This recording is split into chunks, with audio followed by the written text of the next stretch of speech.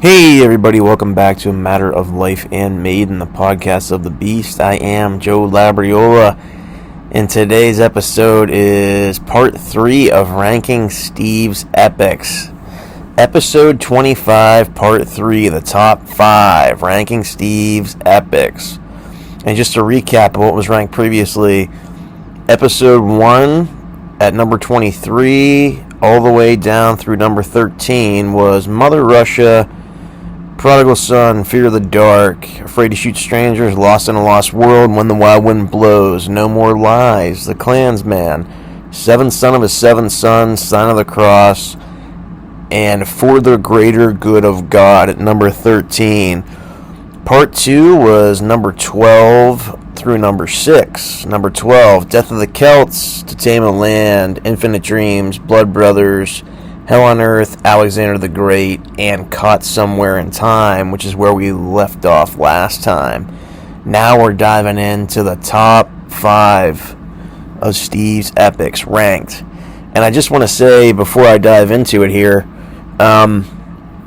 going back and just listening to episode 1 and episode 2 of this podcast in particular, the Ranking Steve Epics podcast, part 1, part 2. Man, like, just going through and looking at it, I want to say this, I don't want to catch any flack out there, and I was thinking about this when I was, reviewing these songs and going back and listening to those episodes. So, just, some of these songs work really well in the context of an album. Like, we talked about this all the time on the podcast, Matt and I have myself. Some of these albums are really thematic, and in the context of that entire album as a whole, the core of the album, the soul of those albums, these songs are like perfect in that regard, some of these songs. And I think it's interesting when you go down the list and you're kind of just picking the epics, because like then when you look at it outside of the scope of that theme, or outside of the scope of that record, sometimes they're just not quite as powerful on their own, and I think it's interesting to make that distinction. And I'll give an example, like, For the Greater Good of God, I love A Matter of Life and Death. I give that record a 10 out of 10. It's just an amazing record. Everything about it is amazing. But what makes that album is amazing is the slew of songs and those songs together. Like the listenability of it. Like if you were to take For the Greater Good off of that record and put, I don't know, a different song on, like let's say No More Lies, for instance, it wouldn't be the same. Like it wouldn't have that same listenability factor. Not that No More Lies is a bad song. Not that For the Greater Good of God is a bad song. It's just those two examples I gave, No More Lies from the Dance of Death record fits amazingly in that record, and For the Greater Good of God just fits perfectly on A Matter of Life and Death. And it's interesting how those songs are epic in every sense of the word, and they're amazing. I mean, we're talking about some of this stuff here is like 9 out of 10, 10 out of 10 category. Like, it's a perfect song. But there's just stuff that does it better, and that's what today's episodes are about. So, without further ado, let's dive into the top 5 Ranking Steve epics. And number 5 is going to be The Red and the Black from the Book of Souls record that came out in 2015. This song is 13 minutes and 33 seconds. And Empire of the Clouds is the longest thing they've ever done. That's a Bruce song. Rhyme is the second longest thing they've ever done, and this is a couple seconds shy of Rhyme. It's like 6 or 7 seconds shy of Rhyme of the Ancient Mariner, so it's up there as one of the longest songs they've ever done. It's third, I believe, in their entire discography and the entire Maiden catalog. So, a really long song, and I want to get to what it is at the end, but let's start off. Like, the beginning of it is just absolutely amazing. Steve has this like lone bass intro at the beginning. In the Book of Souls live chapter, there's a red light shown on him when he's playing the bass. That's amazing. Then Nico's cymbal hit like kicks off the whole thing, and the whole band comes in with the riff. to the choruses and the guitar chords and the echo and all that stuff, like the I mean, that whole thing's amazing. And then Bruce comes in with the vocals. The morals of life and the perils of death. Take the wrong way out, running out of breath. Meet my match in the afterlife. Suppress the demons that plague the night. A tortured mind is a safe place to go, but the truth lurks down in the dark below. Step inside my inquisitive mind. Are you scared of what you just might find? Then this like guitar riff comes in. Back into the main riff. See myself in a hall of mirrors, a different shape every step I take, a different mind every step of the line, but in the end they're all mine. Laughing sorrow inside your head, can't get out, just a feeling of dread. No, this burden's a heavy load, a dark mistake, never-ending road. And then like the riff again comes in, but then like the crowd's chanting, and then Bruce is on the vocals like whoa, whoa, whoa. Then at the end of that, there's like this little like accentuation at the end. I need somebody to save me. Then this bridge interlude back into another verse. The Blackjack King and the Red Queen clash. The Artful Dodger recounts a stash. Joker's wild like an impish child. While Madam Fortune she waits inside. The good luck charm is overkill. Tired of soldiers says fire at will. Planes overhead go search destroy. The ones below human decoy. Back into the whoa thing. I need somebody to save me. Then back into like this other verse. Meanwhile we play the waiting game. The clock is struck. The horse is lame. That whole thing. Back into the riff and the vocal in the crowd with the yo stuff. I need somebody to save me again. Then the chorus riff and vocal lines finally come in. The red and the black. People don't want the truth. Look in their eyes and you send them away. Red and the black. Fate and hypocrisy. Burdens a heavy load. There is no doubt. It's red and the black, all out of luck again. How many chances can anyone have? Red and the black, treachery out to win. They're in the wrong place and in the wrong time. Then there's a different musical idea, an interlude with a bridge, an Adrian solo, which is amazing. It's a super long solo. It's incredible. Immediately in the Yannick solo, which is really good. Immediately in the Davey solo, which is amazing. Then there's these harmony lines with all three guitarists into another harmony interlude. Then into Adrian's second solo of the song, which is another long solo for him. Into another intermenstrual interlude that just builds and builds and builds. And then Steve, Adrian, Dave, and Yannick line up together on stage when you're watching the live chapter. And it almost has like this kind of like live performance feel of Ram and the Ancient Mariner when they did it in Live After Death and later on the Flight 666 concert DVD. There's just a bunch of different melody and harmony and rhythm lines in it. It goes into another transitional riff, into the band members jumping up and down almost, kind of like what they did with Sign of the Cross, like that whole thing. Back into the chorus and melody riff line, the whoa, whoa, that whole thing. And then Bruce closes the whole song with, I need somebody to save me. Then it goes back into the bass and intro that Steve did at the beginning. And that closes out the song. That whole bass intro with the red spotlight shown on him. If you're watching the live version of it. To sum this song up, the red and the black, it is the complete amalgam, complete composite, complete concoction, whatever you want to call it. It is everything about every epic that Iron Maiden has done, and they threw it into one song. There's crowd participation in it with the chanting stuff for the live stuff. I mean, the band does this on purpose. Like, they put parts in there because they want the crowd to participate. There's amazing solo work in it. Every guitar player has a solo. There's incredible rhythm section lines, harmony lines, melody lines. There's this differentiation where it doesn't just jump into the riff, and Steve has this really cool bass intro at the beginning. It's a super long song. Like I said, it's 13 minutes and 33 seconds, but it doesn't feel like it's that long. It takes you on a wild ride, and it's just incredible. The thing about Red and the Black is, and why it's so high for me, is just because of being a Maiden fan for as long as I have been, 20 years almost. It's when they come out with this progressive stuff that I love, and you can really see them building upon their repertoire and being these just, they have an insatiable appetite for, like, just pushing the boundaries of everything. And,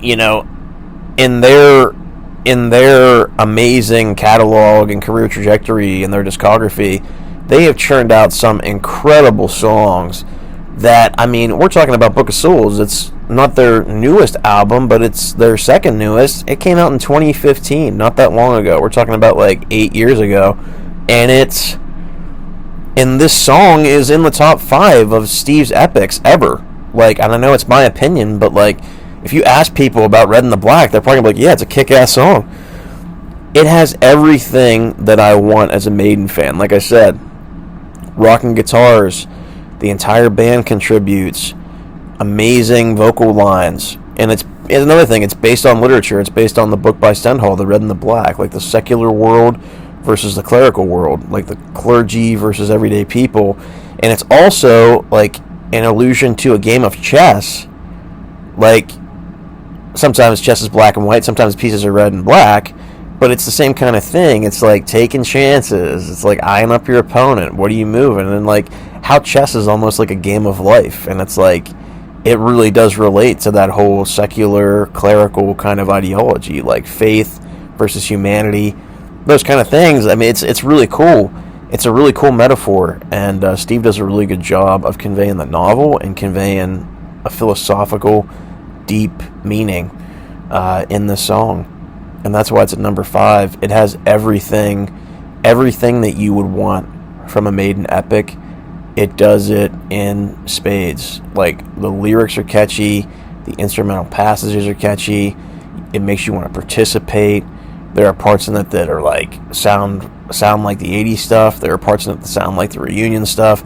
It sounds like Maiden, like through and through.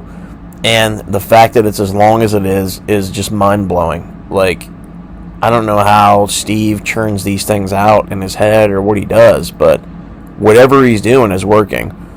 Because this formula is just like a prime example of something that has just gotten better and better and better. And on Book of Souls in particular, and then Senjutsu, we'll talk about that too. Those 2 records, there are just songs on there that are monumentally epic. Like, not that anything from the reunion wasn't, or anything after like the 80s heyday stuff wasn't, because there have been some, but it's like they're churning out songs that are on par with stuff from their greatest albums in the 80s. And that's something to be said about this band. And that's why this song's at number 5. So, that's the Red and the Black at number 5. Moving on to number 4. Number 4 is going to be The Parchment from Senjutsu, the 2021 record, the latest record. The Parchment is 12 minutes and 39 seconds long. And it's pretty much just 12 minutes and 39 seconds of utter amazement for me. It's hard for me to sit here and think about how this latest record and this latest release, Senjutsu, has a song for me now that has become one of my all-time favorite Maiden songs ever, one of Steve's greatest epics he's ever written. And I'm going to hit this one on the head first. Hit the nail on the head first with this one.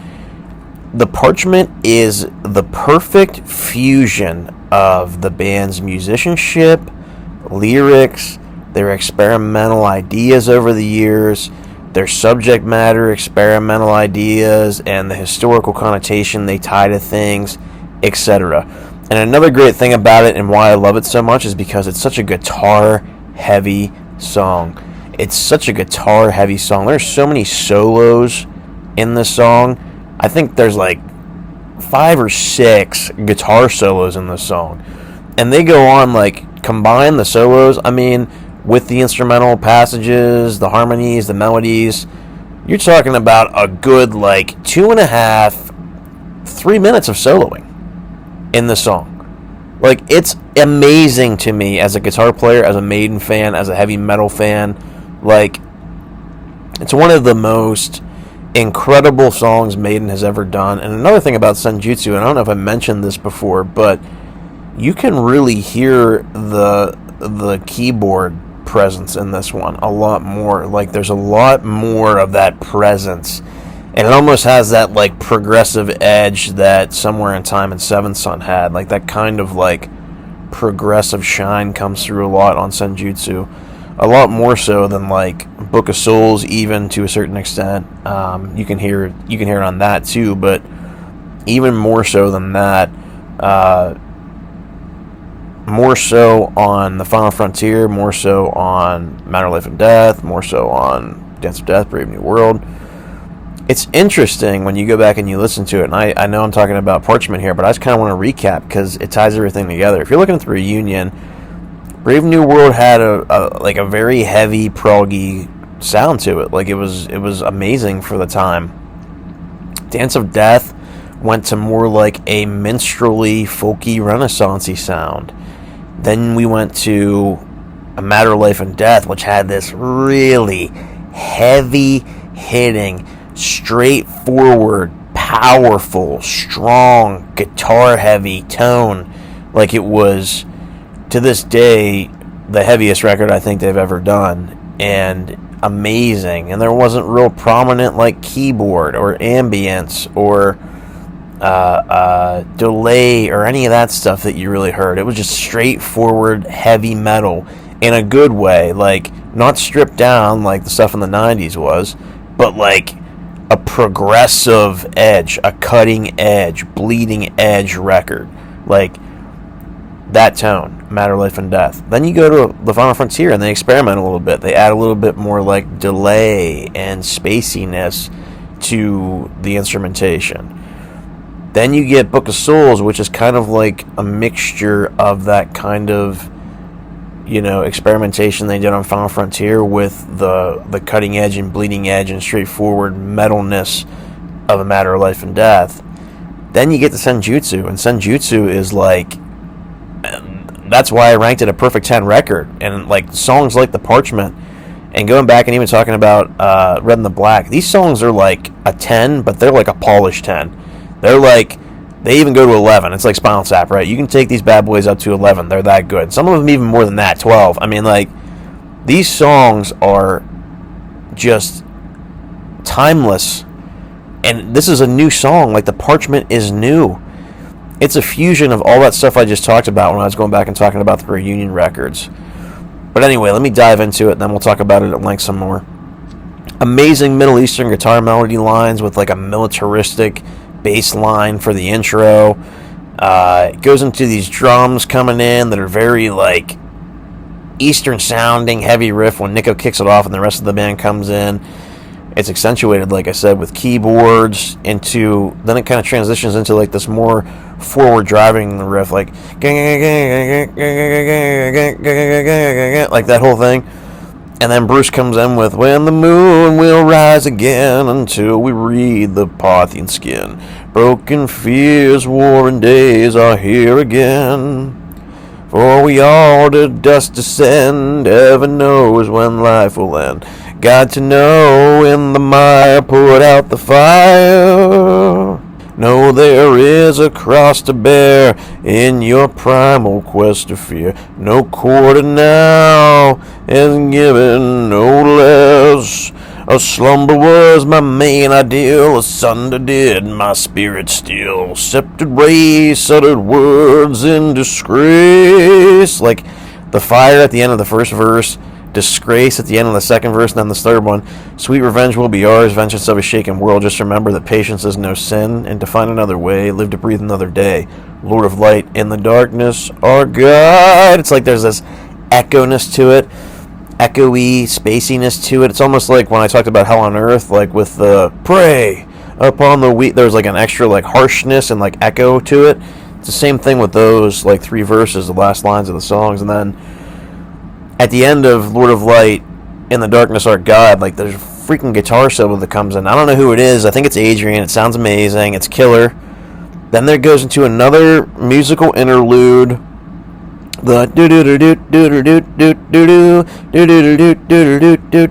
that whole part for a few bars, then into another melody guitar line that repeats for a couple bars.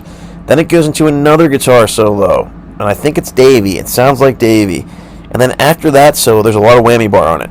After that solo, it goes into another guitar solo, and I think that's Yannick. It has like that kind of like quick play that Ian does.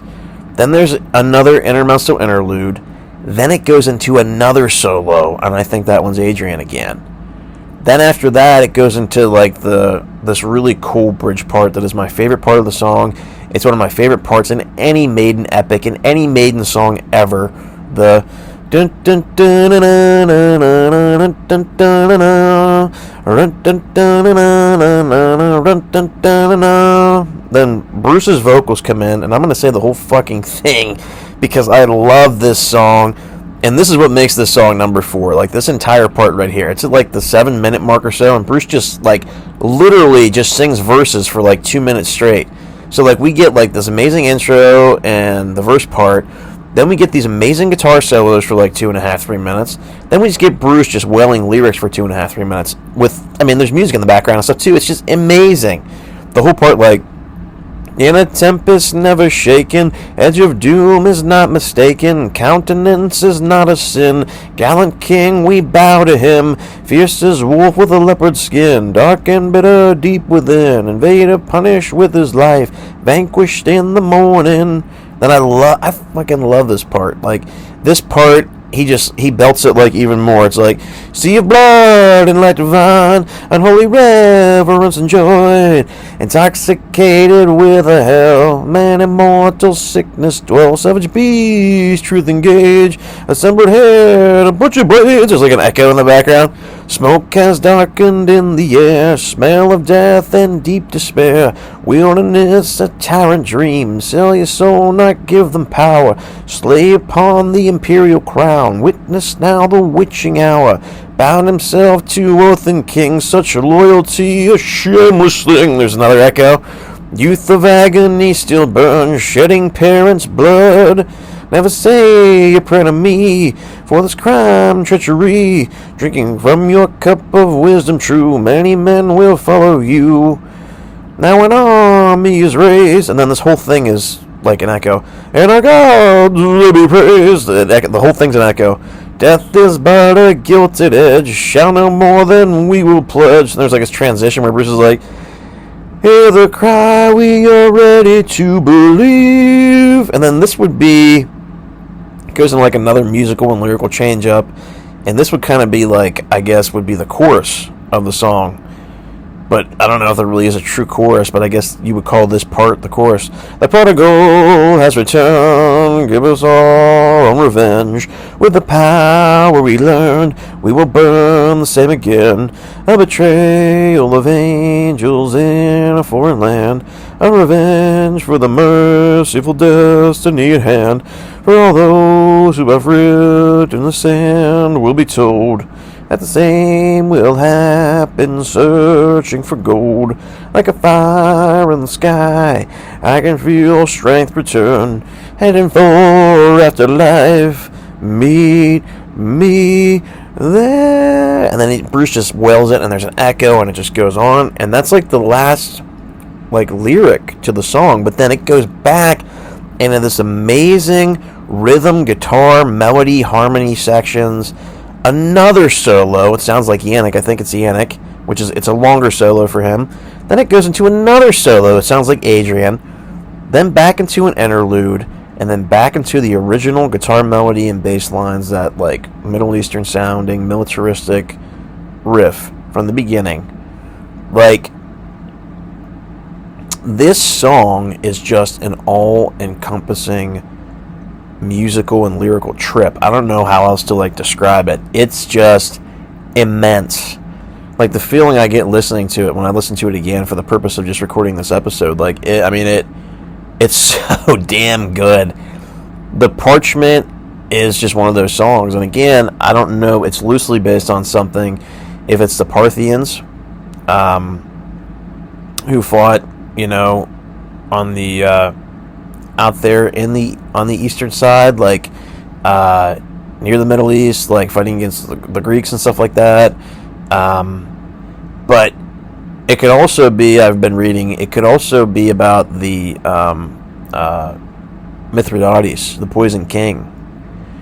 He lived right around like the Black Sea area, like that area. It could be about him and him taking over and his empire and the Mithridatic Wars and all that stuff.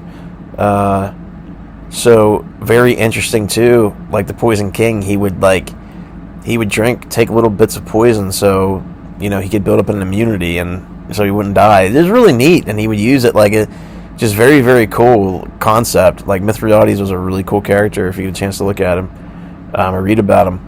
Super cool. So in that way, it almost has a kind of Alexander the Great kind of feel to it. It has a historical feel to it, like a lot of the Maiden stuff deals with, and that makes it so cool to me. Because it has that kind of... Because it doesn't, like, just come out and tell you, like, obviously Alexander the Great's Alexander the Great. It's about Alexander the Great, right? This doesn't say that. This is like, it could be about Mithridates. It could be about the Parthians. It could be about war in general. It could be about some magical piece of parchment. It has that ambiguity to it that's awesome, though. Like, it fits it, because you can see all of it together, and it's just one of those songs that I love. And like I said at the beginning when I was talking about this is cream of the crop Iron Maiden. This is the stuff that, like, literally defines the band. Like, modern era, if someone were to come up to me and say, what 2 songs from the reunion can you pick that are, like, all-encompassing and give me a little bit of everything? And I would be like, Red and the Black and the Parchment. Just for that matter. If you want to listen to something that's going to give you the crowd stuff that they did and, like, all that real cool orchestration and have a little bit of pieces of Maiden songs in, Red and the Black. If you want something that's more guitar heavy, in your face, from like their more heavier albums, from their more experimental albums, Parchment, like just 2 euphoric songs. And it goes back to what I said at the beginning of this episode, where like some of these songs, when you take them out of the actual album, they're just strong by themselves. Some of them, and that can be said for all of them too, don't get me wrong, but like I feel like, example again I'll use is For the Greater Good of God. That's a great song in its own right, but like if you took that and put it on another album, it just wouldn't gel. If you took the Parchment and put it on Somewhere in Time, or you took the Parchment and put it on Brave New World, or put it on Dance of Death, or put it on A Matter of Life and Death, or put it on the Book of Souls, it would fit. Like, it's just a song that fits anywhere. And that's what's so great about it. It's like one of those songs, and I love it, and it just has that magical quality about it. And I think the same thing can be said about Red and the Black, too. Everything I echo for Red and the Black can be said about this song, and then this one pushes it and takes it to another level, because it's more aggressive, it has more heavy guitar work in it, and I love it. Personally, I think it's better than Red and the Black, but they are so close to each other. But that, like I said, again, that's an example of taking Maiden modern day and being like, holy shit, this is what they can churn out. And I love that it's freaking almost 13 minutes long. Like, it's nuts to me. Like another long-ass, kick-ass song from Iron Maiden. I think this is the longest song on the record. This is the longest song on Senjutsu. But like on this record, the songs are super long. It's like every song is long. It's amazing. So I love it. I love it so much. But moving on from the Parchment, these top 3 are going to be so hard to even talk about, let alone like sit here and explain them. I don't even know if I'm going to be able to go into as much detail with these as I would the other stuff, because these ones have like a really special place to me, in my heart in particular, as a Maiden fan, and how I came into the band and how I started to evolve as a Maiden fan. Like, I think everybody goes through that evolution, and number 3 for me is Phantom of the Opera from the debut record Iron Maiden in 1980. And this song is on the shorter side compared to some of the other stuff we talked about. It's only 7 minutes and 2 seconds long. But the thing about this song is, and I'll get it out of the way right now at the beginning, is this is the original epic. This is the original epic, and this is the prototype for all epics after this that Steve would kind of pen. And it's cool we're talking about Steve epics, because it's true. Like, if you look at Iron Maiden, the record as a whole, and, like, you kind of pull out Phantom of the Opera, there really isn't, per se, an actual epic on that record. Like, it's very similar to what Killers looks like really short songs, like shorter songs, like 4 or 5 minute songs. There's really nothing on there that's super long. This is the song that changes that. This is the difference maker. Like, this is the song that makes that record so powerful. This is the song that makes Iron Maiden so powerful. Without Phantom of the Opera, you don't get Iron Maiden. I mean, I'll just say that right now.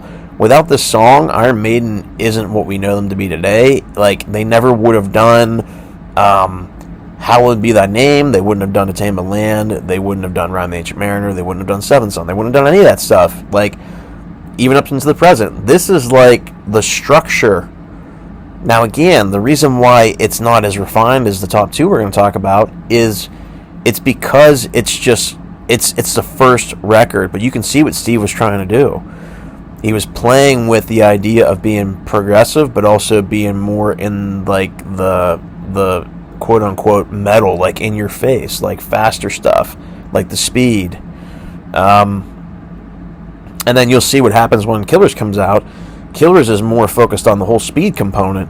There's not really too many proggy songs on there. There's a couple. I mean, he kind of tries to do it with, like, Prodigal Son, but it doesn't really work out. Like, this is an example of Maiden at its core. Like, this is the soul of Maiden. Like, Phantom of the Opera is Maiden. Like, it is what Steve had in mind for the band all along. Like, it's almost like a reveal that you don't see happening. Like, hey, look, this is us.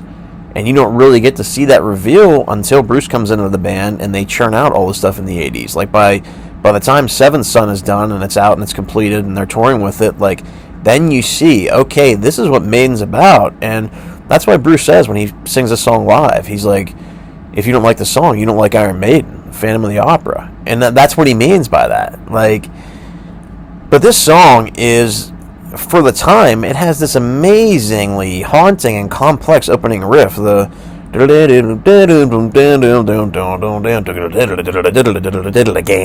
mean, just, it has speed, but it also has class.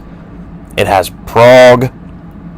Like, one guitar player plays it in one positioning, and the other guitar player in the band plays an octave higher. For the time, that's crazy. Like, this dual guitar attack. And it's Dennis Stratton and Dave Murray on the record. But it's just incredible. The lyrics are amazing too. It's this whole literary thing with Steve where he tells a story about a book or a work of art or a movie he loves. This song is just ahead of its time. I mean, it has so many interludes in it, so many instrumental passages. It's the foundational piece of epics for Maiden, like I said, and I'll say it again. Like, the lyrics are amazing. I'm looking out for you for so long, you won't get away from my grid. Again, and it just hiding behind that false mask. It's so cool because it's like, it's a song where the Phantom, you know, you can picture the Phantom and, like, it's the person who's being chased by the Phantom of the Opera. Like, it's so cool, the perspective of it. And in a way, it's almost like Eddie is kind of based off this character in a way. I know that he's not, but kind of. Like, Eddie is the Phantom. Like, he's the Phantom of the Opera. Like, he's the one that's chasing you. He's looking around the corner. He's always there. I mean, if you look at the cover, it's like a brick wall and some monster. And even some of the single covers, like Running Free and stuff, you see Eddie's hand, and then, like, he's appearing on the other end of the alleyway. Like, it's almost like he is this monster. He is the Phantom. He's the one you can't see. He's hiding up in the rafters. He's watching your every move. Like, it's so cool. So for that, in essence, like, you have to give this one credit. And every time I listen to it, like, I love it even more. It's a song initially that I wasn't as into as a lot of the other stuff. Because I don't know, like, I always liked the Paul stuff, but I never liked it as much as Bruce, so I kind of like turned a blind eye to it. But over the years of listening to Maiden now, like I said, for 2 decades and being a fan, you go back and you digest these, and this one really hits me hard now, especially the Maiden album itself, like the debut album. It really hits home. And I mean, there's not really much to say with Phantom besides listen to it. It's kind of like what these last couple songs are going to be. There's really cool instrumental interludes in it, like I said. The and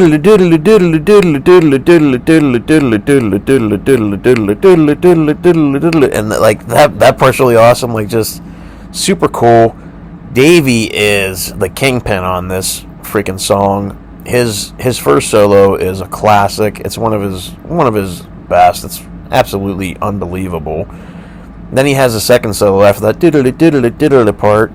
And then live nowadays, when they played it on Maiden England back in like 2012, 2013, 2014, when they toured with that, when they did like a new Seven Sun show for like the modern generation of Maiden fans, when they played it, I saw it live and they played it, and I think he ended the solo too. It was originally Dennis Stratton's solo from the record. Pretty cool.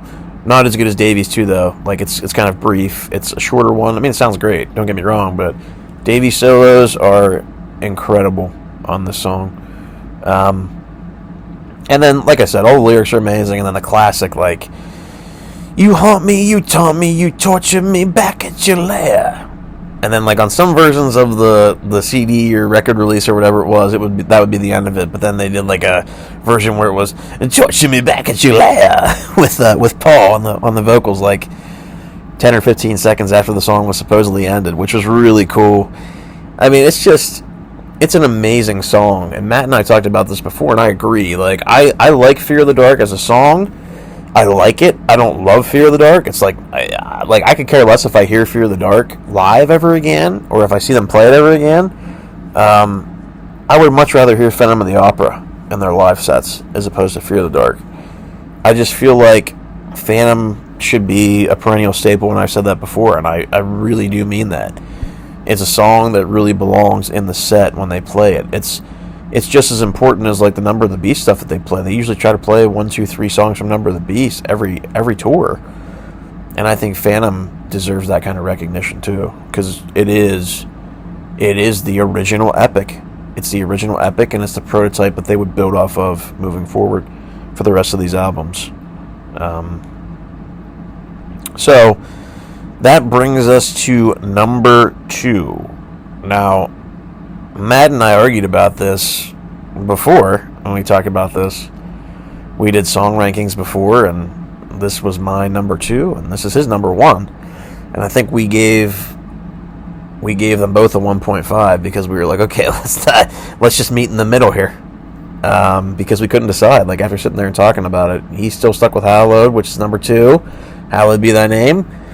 And we'll talk about number 1 in a minute, but Hallowed Be Thy Name from The Number of the Beast, 1982, the first record that was recorded with Bruce. This song, too, is kind of short. It's 7 minutes and 10 seconds long. Short in the way we talked about all these epics, right, and how long they are. It's short in that way. 7 minutes and 10 seconds long. It's just, what a song. This almost has that same kind of nostalgic feel when I talked about To Tame the Land. It really takes you back to 1982. It takes you back to new wave of British heavy metal. And really, as a fan in hindsight, looking back, and even just talking about Phantom of the Opera and comparing like the album version with Paul to what Bruce can do, Matt and I talked about this on the Number of the Beast episode when we talked about like ranking the album and stuff. Like, it's almost 2 levels above Paul Di'Anno and what Bruce can do. And this song is an example of that. The structure of it, how it's constructed, how it's arranged, what it sounds like, the musicianship on it, the lyrics on it, the atmosphere that it sets, the tone that it sets, it really makes you believe that you are this individual who's waiting in this cold cell, ready to be taken to the gallows pole to be hung, like, executed. Like, it's that good of a song. It really captivates you. It's an engrossing song. It's an enriching song. It's a song that draws you in, and I'll echo it again. I've been listening to Maiden. I said this on a couple episodes of the podcast, and even I think the prior two to this one. Like, some of the first records I heard were Peace of Mind and Brave New World, and I remember I had been listening to stuff, and Matt's like, "Did you ever hear this one?" And I was dropping him back off at his house, and this comes on, and like from the very beginning of it, like when Bruce is like, "I'm waiting in my cold cell when the bell begins to chime, reflecting on my past life, and it doesn't have much time, because at 5 o'clock they take me to the gallows pole. The sands of time for me are running low." And then the fucking part, running low, and he just holds that while the instrumentation comes in, and David, and I mean, he's still holding it, and then he just cuts his voice out, like he just cuts it off. He's like, "Yeah, I'm Bruce Dickinson. I can sing." Like, you're like, holy shit. Like, you hear the album version of it, you see him do it live, like in the 80s in particular. Nowadays, he can't do it quite as well as he used to. I mean, don't get me wrong, the guy's in his 60s, and he can fucking destroy any person who comes up to sing against him. Don't get me wrong, I'm not trying to cut Bruce Dickinson down. The guy's a metal god. He's incredible. But, like, when he does it on the album version, when you hear it, and when you watch his early stuff with his youthfulness in the 80s, it's... the chip on his shoulder is fucking huge, and I love it because it really shows that he knows that he's damn good, and he is, because you listen to it and you're like, oh my god, Paul can never do this. And nothing against Paul either. Like, I love Paul too. I love what he did for the first two albums, but he honestly, he could never do this. Like, it's Bruce alone. Bruce is the only guy who can do this. I mean, it's amazing. Everything about it, you know. When the priest comes to read me the last rites, take a look through the bars of the last sights, and the world that has gone very wrong with tan. Can it be that there's some sort of error? Hard to stop this amounting terror. Is it really the end? Not some crazy dream. And then the music changes. Somebody please tell me that I'm dreaming. It's not easy to stop from screaming. My words escape me when I try to... The thing about this song is, I mean, honestly, it's Bruce. Like, this song... with Bruce, just his delivery on the lyrics, the harshness, how he accentuates some words over others, even today how he sings it, like, he makes this song, and I think that's why it's so good, because it's like, you know that Steve and the guys were like cashing in, and they were like, holy shit, look who we got, and like, look what he can fucking do, like, and Steve's like sitting there thinking like, I got a song for him to try, let's see if he can do this, and like, they're recording it, and they're writing a song in fucking, what was it, Battery Studios in London or something back in the day, and their jaws drop. I mean, seeing this song live for the first time, I was blown away. Hearing it for the first time, I was blown away. There's no doubt that it's not in at least the top 3. For me, it's number 2, but in the top 3 of any Maiden song listing ever. Like, it has to be. Like, it's just that powerful and that good.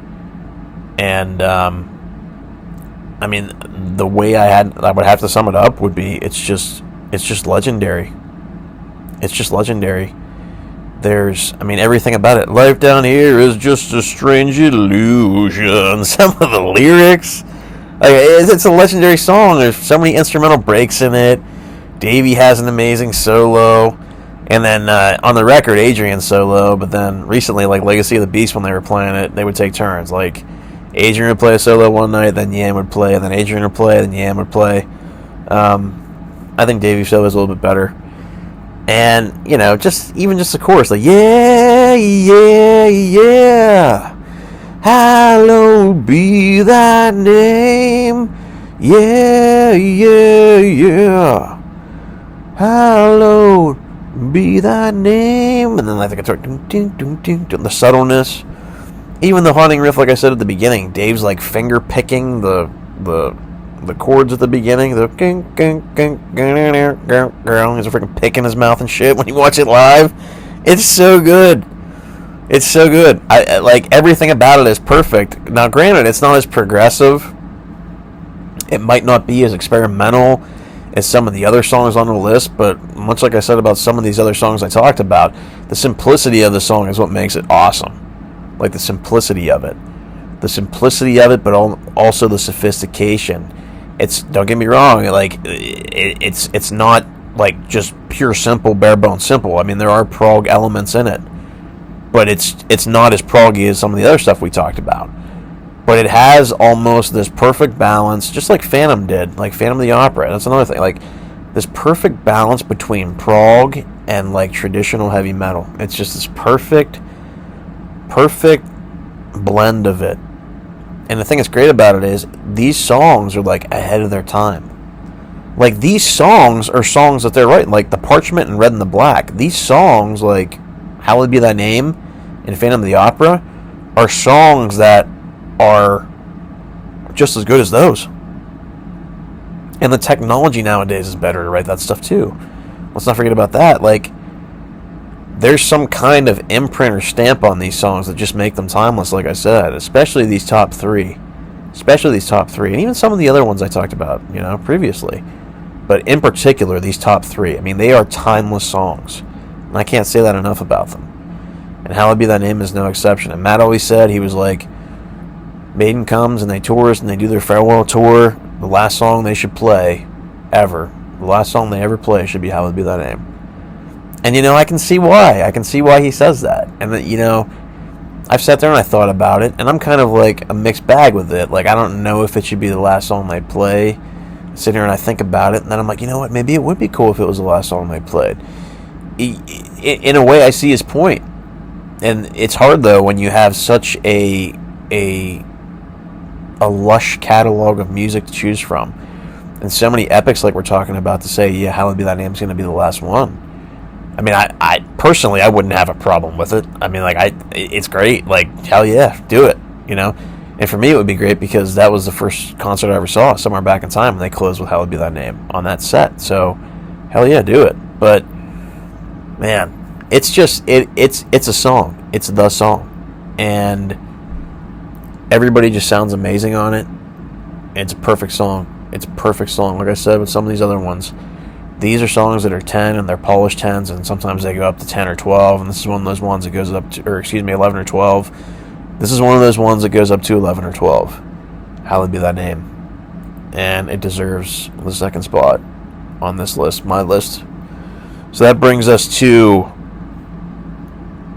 number 1. And number 1 for me, if you know me, you probably already know this. It's Rime of the Ancient Mariner from Power Slave, the 1984 record. This song, for the longest time, was their longest song. It's 13 minutes and 45 seconds long. And it is, I'm just going to say it now, it is the ultimate epic. It is the ultimate Maiden song. It is the ultimate metal and rock song, as far as I'm concerned. There are songs that cannot even touch this or come close to it. This thing for me it's my favorite song, period. Like, in any genre of music, this is my favorite song ever, period. And the funny thing is, if you listen to the podcast for the last couple of years, or you're just jumping in, I never liked Rime of the Ancient Mariner when I first got into Maiden, because I came from a punk background, and I like quick stuff. I like shorter songs, and I remember I used to skip Rime, and I'd go to like Power Slave, or I used to hire 2 men's, right? And like, I'd be like, man, I don't want to listen to Rime. It's 13 minutes. I don't have time to sit here and digest this song. I would skip it. But then when I started to get better at guitar and start playing more and really appreciate music and prog and that kind of side of things, getting into prog bands and prog metal and bands who were, writing epic songs and prog rock and things like that, like Yes, Rush, Jethro Tull, even more modern bands like Dream Theater, Queensryche, stuff like that. Like, you get into those bands and then you listen to this and you're like, damn, this is amazing. And now it's like my bread and butter. I love long, epic metal songs, and this is the perfect epic metal song. There's nothing that comes close to it. It's the 13 minutes and 45 seconds in length. Every single second of this song, every millisecond, like every single movement, note, sound, and this can be said about a lot of these songs on this list, but this one in particular, it is utter perfection. It is the apex of Iron Maiden. In my opinion, it's the best thing they've ever done. And I get emotional, actually, when I listen to this song. I listened to it, I watched the Live After Death version of it, and I watched the Flight 666 version of it, and I got teary-eyed. Like, even just sitting here talking about it, like, I'm getting a little emotional. Like, especially for the Flight 666 one, I was there.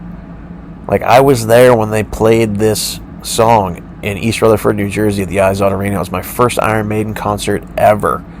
And they chose to put Rime of the Ancient Mariner, their most epic song they've ever done, on the Flight 666 DVD, and they chose the venue that I was at. My first show, like, it's so sentimental to me, even just sitting here talking about it. Like, if anybody who was there, and you can relate that way, like, if it was your first Maiden show, if it was the first time you ever saw Rime, because they hadn't played it in 24 or 25 years, and just being there and seeing Iron Maiden, and they did a whole Power Slave stage set, like, man, this song holds so much to me that way. Personally, it's always going to be number one. I don't know if anything's ever going to come close to it. Like, I really don't. It's a phenomenal song, and I love it, every single second of it, every single lyric, every single movement, every single thing about it. The title, what it's based on, the Samuel Taylor Coleridge poem that Steve Harris, again, like he did with Alexander the Great and a lot of this other stuff he did, takes actual lines and words and stuff from the poem and puts it in the song and, like, adds music to, like, it's amazing. This song is designed to be a theatrical performance, and that's what Maiden is. That's why they're one of the greatest live acts of all time. They're such a theatrical band. This song is like the theatrical apex for Maiden. Seeing this live, like, I can't tell you how incredible it was and how blown away I was to be like, holy shit. I mean, it was amazing. Especially with, like, the sarcophagus and the mummy stage set and the Egyptian hieroglyphics and that whole Power Slave stage design. It was perfect to see it. And the fact that they recreated Live After Death for a modern audience with Somewhere Back in Time tour and the Flight 666 concert video and album, man, it's a rush. It's just a rush just sitting here thinking about it. It takes me back. It takes me back to, oh my God, being a 19-year-old guy, 19 or 20-year-old man. Like, it's just insane to me. And to get into the meat of the song, there's just, from the beginning, it's just a gut-punching riff right from the get-go, right into the lyrics. Super lyrical heavy song. I mean, Bruce is singing his ass off the entire song. I mean, he does get a little bit to rest, but like I said earlier, it conveys the Samuel Taylor Coleridge poem perfectly. It's just one of those songs that never lets up. Even when you get to the, like, eerie quiet passage, it still has this epic feel and aggressiveness to it. Like, it just never lets up. You know something's coming. You know that this part is just going to grow and expand and get big and just explode, and it totally does. Throughout that quiet section, there's a bunch of instrumental passages and interludes, which, like I said, has some heavy bits throughout. It is the absolute best quiet bridge section ever in any Iron Maiden song. Like, and it has the absolute best, like, building payoff ever. Like, the eeriness and the quiet, it is the ultimate payoff. It's the ultimate song. This song is like the paradigm for, like, the quiet bits that build and lead into, like, this explosive solo or riff or lyrical passage. Like, in songs like Alexander the Great, Seventh Son of a Seventh Son, Sign of the Cross, When the Wild Wind Blows, The Red and the Black, The Parchment, songs I've talked about. Like, this song sets the tone. Like, every other song, every one of those songs I just mentioned is based off of this song, where there's just this amazing information given to you at the beginning and you're blown away, and then all of a sudden it calms down and it slowly builds, and there's some really cool stuff, whether it be from literature or like on Seventh Son, the spoken stuff, or like on Sign of the Cross, the chanting, you know, or like Parchment, where it's an instrumental section, Red and the Black, and like instrumental building sections. Like, this is it. And then when the riff is building, it goes into that bridge riff, and it's like, the curse it lives on in their eyes, the mariner he'd wish he died, and that whole section. And then the part that comes in and just kicks everything off into this, I get so excited, like, even today, like, I'm freaking clenching whatever's around me, because I'm like, oh shit, it's coming, It's like, then the spell starts to break, the albatross falls from his neck, sinks down like lead into the sea, then down in falls comes the rain. That whole part, fireworks go off, Nico has this amazing drum fill that builds up, and then there's a slew of fireworks, and it goes into Adrian's solo, one of his all-time greatest solos of all time.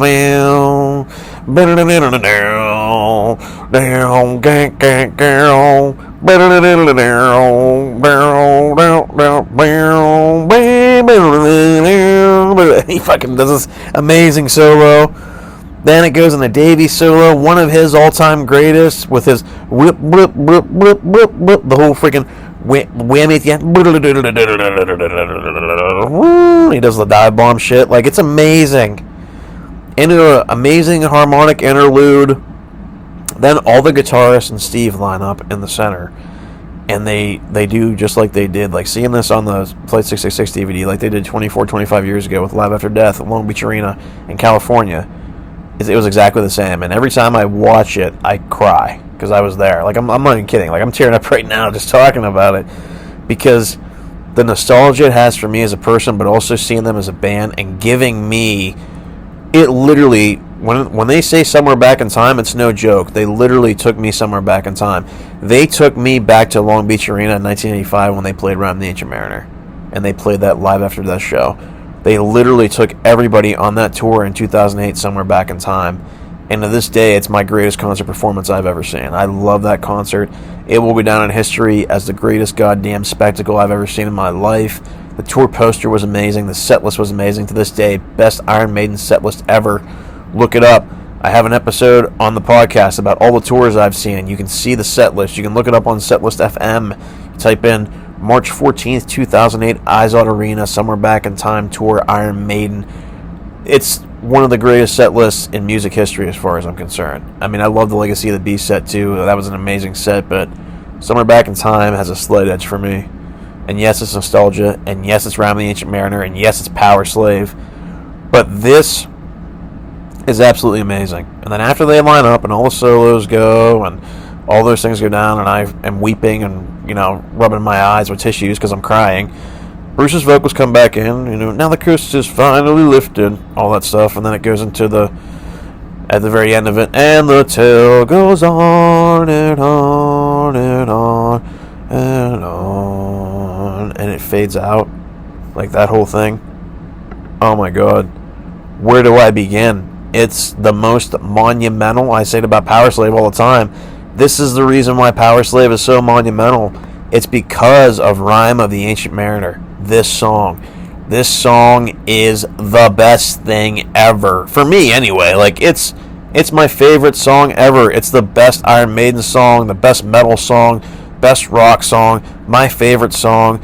Beautiful instrumentation, beautiful solos, perfect.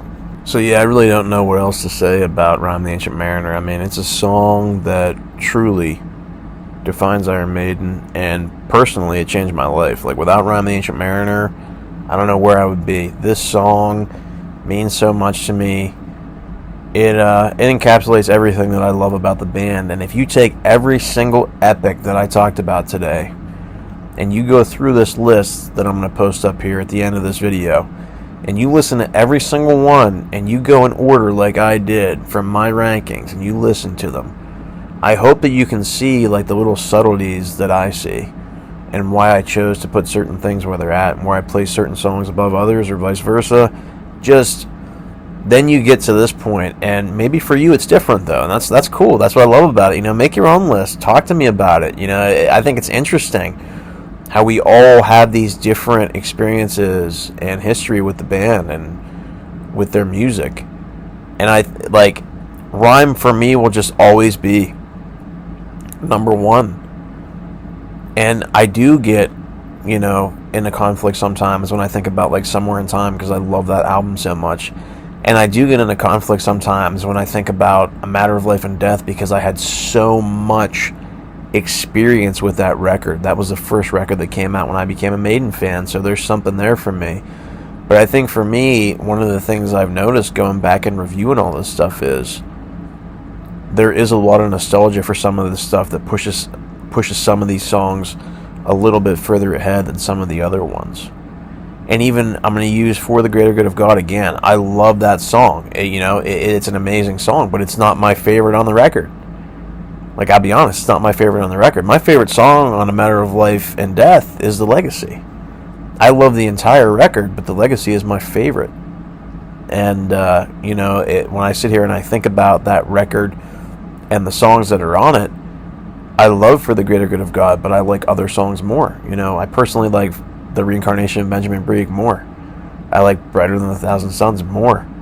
I like The Lord of Light more. I like The Legacy more. So even though that song is epic, and that's Steve's, solo pen-written epic from that record, I think a reason I love that album so much is because it is more of a team effort. Everybody gives 200% on that one. And I'm not saying they don't do that on any other records either, but like, just using that as an example, that's why I love that record so much, because almost every song on that fucking record is perfect, and I mean that. And in a way, you look at Power Slave, for instance, like Aces High, 2 Minutes to Midnight, Power Slave, and Rhyme, the big four, right? And there's 4 more songs on there. You got Back in the Village, you got The Duelist, you got Flash of the Blade. Really good, strong, great songs. And then you have the instrumental, right? Lust for Words, Big Aura. Now, if I'm going to sit here and compare tens, and I'm going to do it here for a second, because I'm talking about Rhyme the Ancient Mariner, the greatest thing ever, and, For the Greater Good of God, a great song on one of my favorite records of all time. The 10 designation and the 10 out of 10 and the perfect score is for different reasons for Power Slave and for Matter of Life and Death. For Power Slave, it's because of the big four. It's because of Rhyme the Ancient Mariner. It's because of the artwork. It's because of the way the band played. It's because of how big they were at the time. This is a timeless record. Timeless. Matter of Life and Death for me gets 10 out of 10 for different reasons. It's nostalgia. It's the first record I listened to when I was a fan. I wore the crap out of it. I was obsessed with it. It was the newest metal music I ever heard, and some of the heaviest stuff I ever heard. The artwork was amazing as well. And it was more of a team effort, like I said. And it takes me back to just becoming a metalhead. So in a different way, it gets a 10 out of 10. And I think both records are immense. And, man, I can't say enough about this band, Iron Maiden. So if you get a chance, and I always say this, and I've been saying it these last couple episodes, go see Iron Maiden on the Future Past Tour. I got tickets to go see them on November 8th, 2024 at PPG Paints Arena. I am stoked for the Future Past Tour, and I can't wait to see what they have up their sleeve. I know I say it all the time, but I really hope you enjoyed episode 25 and its 3 parts, ranking Steve's epics, 23 songs in total that I ranked. And Rhyme the Ancient Mariner takes the cake at number 1 for all those reasons I mentioned. So let me know what your thoughts are. Everybody take care of yourselves out there. Thank you again for listening to A Matter of Life and Maiden, the podcast of the Beast. This has been Joe Labriola. Up the irons.